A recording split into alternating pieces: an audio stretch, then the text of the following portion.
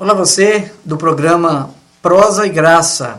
Muito obrigado por você estar sempre participando conosco, estar sempre também divulgando esse trabalho esse que é feito para a glória de Deus. Hoje eu estou com ele, o reverendo Elton Kaiser. Tudo jóia? Joia. 100%? 100%. Um abraço aí para todos que estão nos acompanhando, os irmãos da nossa igreja, tanto da sede quanto das congregações. Queremos dizer que estamos aí enfrentando novamente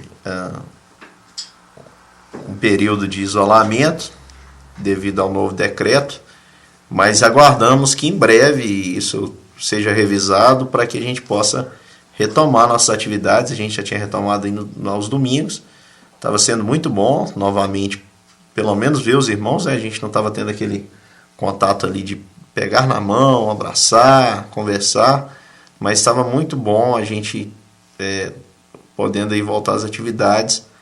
Por enquanto a gente vai continuar a programação pela transmissão aí, através dos nossos canais.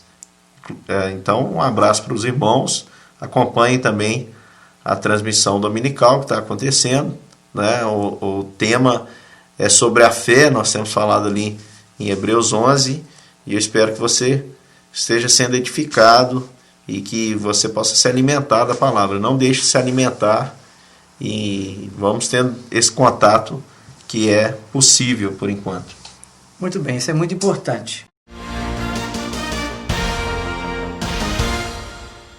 Mas vamos lá, pastor, dar continuidade. Eu gostaria de perguntar ao senhor algo que foi me perguntado sobre Provérbios, capítulo 14, versículo 13. Se nos ajudasse. Diz assim: até no riso tem dor o coração, e o fim da alegria é tristeza. Gostaria que o senhor explicasse para nós, nos ajudasse nesse versículo aqui, fazendo um favor. Porque quantos versículos que nós diariamente alguém pergunta, e isso é bom. Às vezes a gente fica interrogando, pensando nesse versículo, né? Nesse momento assim de pandemia também, onde as pessoas têm mais tempo e elas conseguem parar para estudar, e alguém me fez essa pergunta aí, esse questionamento, eu tinha essa dúvida, enfim, e o senhor pode nos ajudar, beleza? Ok.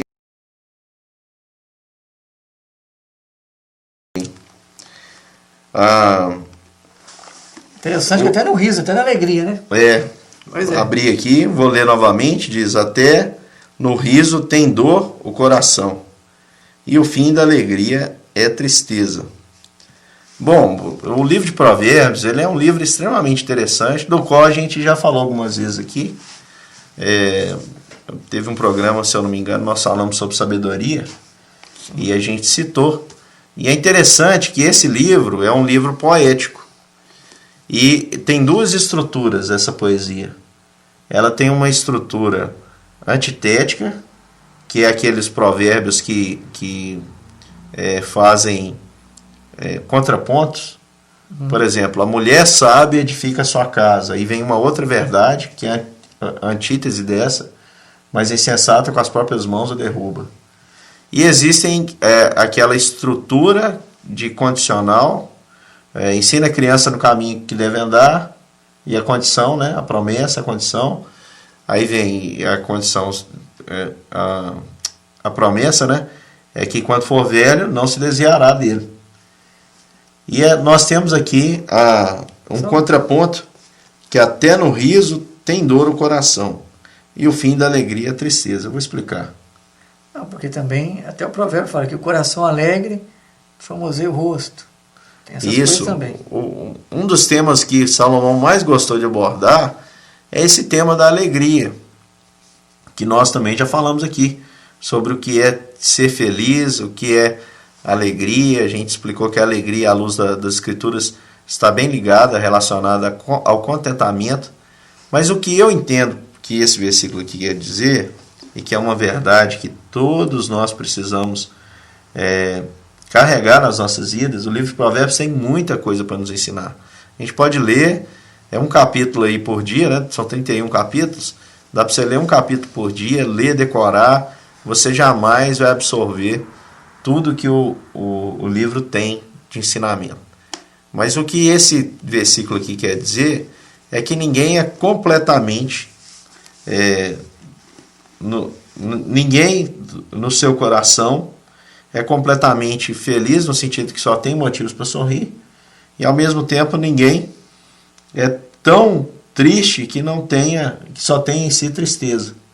É o que o texto está dizendo. Ele diz aqui, ó, até no riso tem dor o coração. Então, às vezes você olha para uma pessoa que é muito feliz, contente, está sempre sorrindo. Isso não quer dizer que aquela pessoa não tenha alguma coisa que dói no coração. Eu conheço muitos cristãos que são felizes de verdade. Mas isso não quer dizer que no coração deles não tem dor. Alguns, inclusive, já passaram por experiências terríveis, como ter que sepultar um filho, a dor de ter sido enganado de maneira cruel, às vezes problemas de saúde enormes, né? Problemas de saúde significativos, e mesmo assim a alegria, porém a dor no coração. Essa ponderação Salomão faz. E ao mesmo tempo ele diz que o fim da alegria é a tristeza. Que uma pessoa, por exemplo, que está num estágio de alegria, euforia, aconteceu uma coisa muito boa em sua vida agora, uma promoção, uma coisa boa, né? O time de futebol foi campeão. O que mais a gente poderia citar? O filho, vou ter um filho. O fim da alegria, Salomão apontou que é tristeza, que ele está dizendo que esse é um estágio que, pelo menos aqui na Terra, ele não é permanente. Ele oscila, ele muda. Parece que ele está falando muito na ótica, o senhor disse assim, o cristão, mas para o ser humano em si, né? Para o ser humano, claro. É mais ele fala mais uma experiência de humanidade, não é verdade? Sim. Daquilo que nós representamos, daquilo que nós vivemos no dia a dia, no trabalho, aquele momento de felicidade, alegria, ao mesmo tempo também de tristeza. Isso está junto conosco, é paralelo, anda junto, né? Os escritos de Salomão são tidos por nós, cristãos, como inspirados, e também pelos judeus, mas a gente percebe que a sabedoria dele ela não se limitava apenas ao povo judeu. Há relatos, por exemplo, que Salomão estabeleceu aliança com diversos povos. E ele é reconhecido por povos distantes. Por exemplo, a rainha de Sabá veio de um lugar distante, para poder ouvi-lo quanto à sua sabedoria, porque ela já havia se tornado notória. Então, quando ele escreve, ele não está pensando especificamente em um grupo, eu imagino, mas ele está pensando em transmitir tudo aquilo que Deus lhe deu a oportunidade de aprender para todos. E aqui há princípios valiosos para a nossa vida, né? Para a nossa vida prática. Então, a gente pode dizer isso para as pessoas. Existem cristãos, ô Luciano, que têm uma ideia errada. Existem muitos cristãos que têm a ideia de que há possibilidade aqui nesse mundo de viver feliz porque os problemas vão cessar. Nunca vão. Aqui na Terra, não.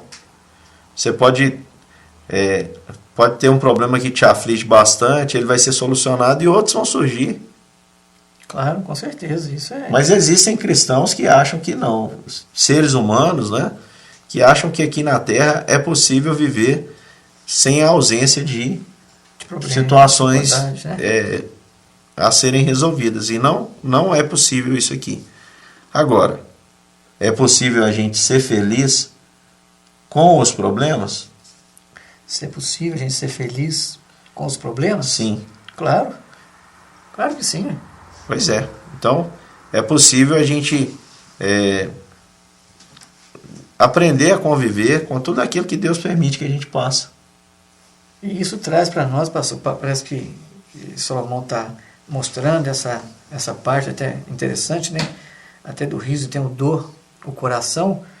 É isso aí que o senhor está acabando de dizer. Às vezes, na minha vida diária, minha vida cotidiana, eu venho passar por esse momento de tristeza. Às vezes, eu estou meio que, em alguns momentos, ausente de alegria. Estou triste por uma situação, por aquilo que eu estou passando, por uma tragédia, algo está acontecendo.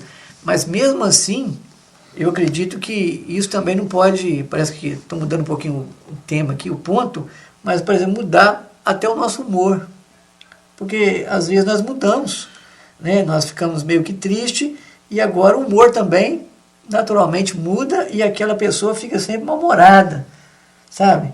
Aborrecida, chateada, porque alguém também pregou, ouviu de alguma situação que ele não pode passar aquilo, e aí ele fica indignado. E ele está mostrando para nós que isso vai fazer parte da natureza humana no dia a dia. Uhum. O ser humano, ele precisa aprender essa questão do domínio próprio, né? Todos nós temos a possibilidade de variar o humor. Porque, por exemplo, você ficou alegre demais, aí você fala, não, vou fazer hoje é festa, eu estou de alegria, hoje não é só festa hoje. Você fica mais empolgado, né? Por exemplo, os irmãos que estão me ouvindo sabem que existe uma variação de humor muito grande. As mulheres, por exemplo, em um período do mês, elas têm isso de uma maneira mais acentuada. Né? Difícil. Muda-se o humor, a paciência e tudo mais. Minha moto já fica a chave no bolso. Ando mais nesses dias, assim, eu fico pouco em casa, sabe? Já dou meu rolê. Tá vendo, né, Elisângela? Mas o que eu quero dizer é que a gente precisa aprender a ter esse equilíbrio. As coisas acontecem e me chateiam, eu não posso deixar que isso me azede. Eu posso até sentir ali naquela hora, naquele momento, mas isso não pode ser passado para as outras pessoas. Porque essa situação, ela acaba afetando. E o que eu estou dizendo aqui para vocês é um desafio muito grande. Eu confesso que eu preciso me policiar o tempo todo para não deixar que as coisas externas, as coisas internas, né, que acontecem no meu interior, ou a minha variação de humor, afete as pessoas que estão ao meu redor. Porque às vezes a gente acaba falando com o filho como a gente não deveria, falando com a esposa da maneira que a gente não deveria falar. A gente precisa criar esse equilíbrio. E eu acredito que todas essas situações, tristezas e alegrias, elas podem ser vividas perfeitamente na presença de Deus. E a gente precisa aprender que Deus sabe lidar com o nosso humor. Deus, se tem alguém que sabe lidar com os nossos sentimentos, é Deus. Então eu posso me apresentar diante dele do jeito que eu estiver. Eu posso me apresentar diante dele com raiva, reclamando. Não é pecado, tá? Você falar com ele não é pecado. Eu leio os Salmos, você vai ver como é que Davi orava. Muitas vezes ele dizia, Senhor, o Senhor está reclamando, o Senhor está demorando. Cadê o Senhor? Né? Outra hora ele vai dizer, Senhor, o Senhor não está vendo não o que está acontecendo? O Senhor está se fazendo de cego? Não é falta de respeito. É a maneira de se expressar. Com sinceridade diante de Deus. Deus ama a sinceridade. Outras vezes você está triste. Senhor, eu estou triste. Senhor, eu estou sem força. Eu estou desanimado. E entender que por mais que o momento seja mágico, isso faz parte ele não é perfeito. Quer ver um exemplo aqui? Aqui diz, ó, até no riso tem dor o coração, e o fim da alegria é tristeza. Eu acho muito bonito, apesar de sentir falta hoje isso nos adolescentes, mas no tempo que eu era adolescente, né, há alguns anos atrás apenas. Bastante dias, né? Não, muito pouco. Legal, Fred. Nós adolescentes, nós sonhávamos naquela época com muitas coisas. E nós sentávamos assim, em roda para conversar. Um queria ser jogador de futebol, como fosse o caso, né? O outro queria casar, o outro queria ter uma profissão X, Y. E nós ficávamos ali sonhando. BMX, cara. Bicicleta? Nossa, sonhei ter uma BMX. Minha mãe me parece com uma bicicleta manareta, onde é quebrar ela. Pelo amor de Deus. Frustração. Pois é. Então, sonhos. Doido pulou um barranco. Poxa, e aí eu lembro que um amigo meu, certa vez, arrumou uma namorada. E ele tinha 16 anos, a menina 14 anos. E aí veio conversar. Né? Eu era um pouco mais velho. Nossa, arrumei uma namorada. E agora, sabe, nosso plano não é demorar a casar, nós vamos casar. Eu falei, o quê? Não, porque é amor de verdade, eu amo ela, né? Amo ela. Eu amo essa menina e nós vamos casar e vamos ser felizes, porque eu não quero... Aí já começa a achar que a vida é fácil. Aí eu falei assim, porque eu não quero uma vida como a dos meus pais, eu não quero uma vida como a dos meus parentes, vai ser assim, assim, assado. E aí daqui a pouco, passava-se ali um tempo, a maturidade vinha, e breve estava terminando e já não era aquilo. Porque essa ideia de que eu vou viver nessa terra sem problema, isso é um ideal romântico adolescente. Eu preciso criar um equilíbrio, tem muito a ver com domínio próprio, e esse equilíbrio, a base dele é, de fato, a confiança em Deus. Eu entender que Deus é Deus na tristeza, é Deus na alegria, é Deus quando eu estou feliz, é Deus quando eu estou com raiva, é Deus quando eu tenho disposição, é Deus na depressão. Fica mais fácil viver a vida dessa forma, né, pastor? Claro. Aí fica mais leve. E porque... poxa, tem muita gente que fala bobeira, né?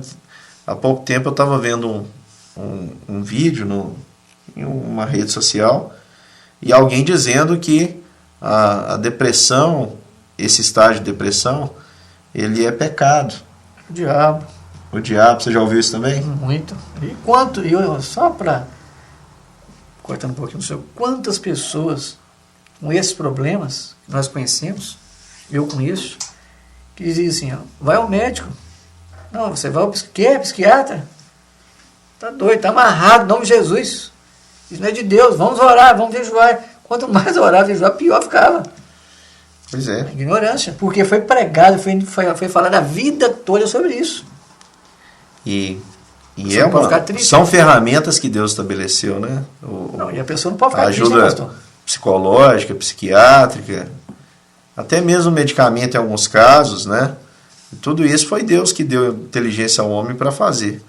Mas esse estágio de depressão, aí tem gente que, eu já vi gente dizendo, olha, você precisa vencer, porque senão Deus, né? Você quer que Deus te abençoe de que forma? Como se Deus fosse o Deus só de quem suporta. Não, Deus é o seu Deus na sua depressão também. É claro que Ele quer que você saia desse quadro, mas Ele está com você ali. É Deus nos montes, mas é Deus também nos vales. A gente precisa confiar nisso e entender. À luz desse texto, quem te perguntou, espero que ele veja esse programa para que fique claro para ele que o que Salomão está dizendo é que não existe um ciclo, uma situação perfeita. Até no riso tem dor no coração, e o fim da alegria é tristeza. As situações mudam e elas também coexistem. Onde tem alegria, tem tristeza. Onde tem tristeza também tem motivos para sorrir. A gente tem que entender. Esse é o contexto e essa é a vida como ela de fato é. Verdade, a gente encontra muitas pessoas que infelizmente não têm esse entendimento. E aí tem muita acusação e essa pessoa que está sendo acusada, ela fica muito constrangida, sabe? Ela fica para baixo porque ela acha assim, não, havia, por exemplo, eu tenho, graças a Deus, meu humor é bom. Desde criança. Gosto de brincar, tirar sarro, mas tem gente que não é da zoeira. Tipo assim, se é zoeira demais, tá errado também, é pecado. O cara é alegre demais, não pode. Até nisso o camarada é azarado nisso, né? E se ele é muito triste, muito pacato, esse camarada, ele ele não é um cristão que precisava de ser. Não é autêntico, é um camarada para baixo, deprimido. Ele não pode ser assim. O cristão não pode ser assim. Então a gente ouve muito assim, entendeu? E tem aqueles que dizem assim, não, sempre aqueles que falam, não, meu psicológico é inabalável, sabe? Eu sou um camarada totalmente equilibrado. E aí a gente começa a ver, conviver, ver que não é aquilo. Todos nós andamos juntos, tristeza e alegria. O Luciano, quem conhece ele aí, sabe que ele gosta mesmo da brincadeira, né? Da zoeira, como ele falou aqui.